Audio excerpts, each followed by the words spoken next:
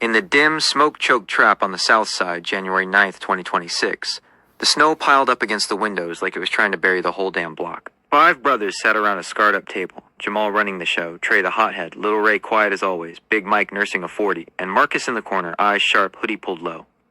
The plan was simple. Hit a jewelry spot 2 blocks over, high-end chains and rings, low security, grab the tray and bounce before the pigs even rolled up. Split 5 ways. Quick paper. Everybody nodded, fists thumping the wood like it was gospel, but there was that empty chair by the door. Always empty. The crew called it the Snitch seat. Joke from way back when they first started running. Nobody sat in it. Like if you did, the curse would jump on you. Tonight the joke felt heavy. The door creaked open a crack from the wind, letting in a blast of cold and fresh snow. Nobody came in. The chair just sat there, watching. Marcus stared at it hard.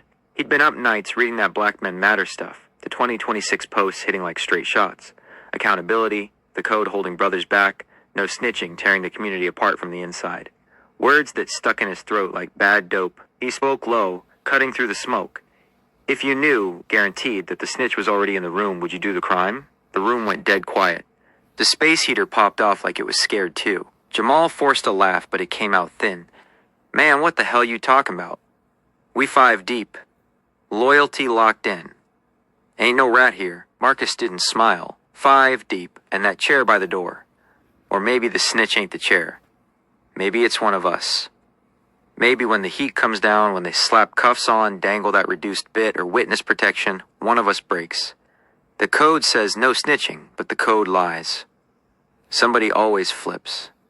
Plea deals, fear, self-preservation.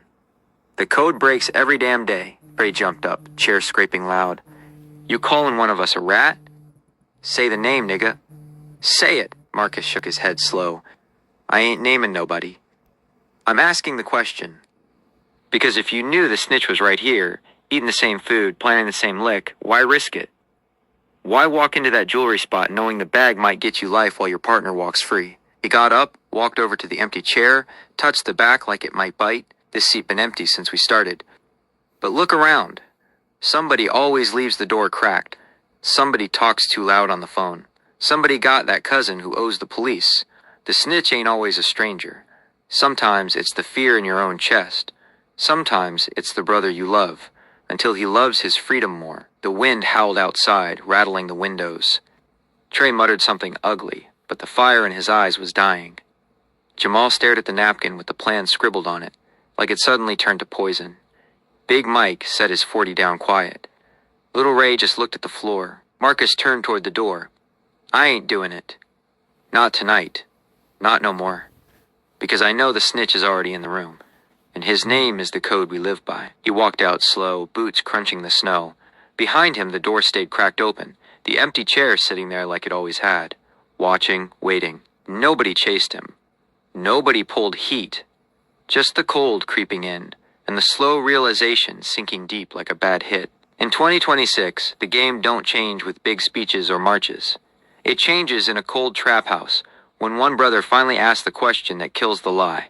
If you knew, guaranteed, the snitch was already in the room, would you do the crime? Or would you finally get up from the table and walk? The streets stay listening. The legacy waits on the ones who answer right. What you gonna do, player? Tell me in the comments. Keep it real.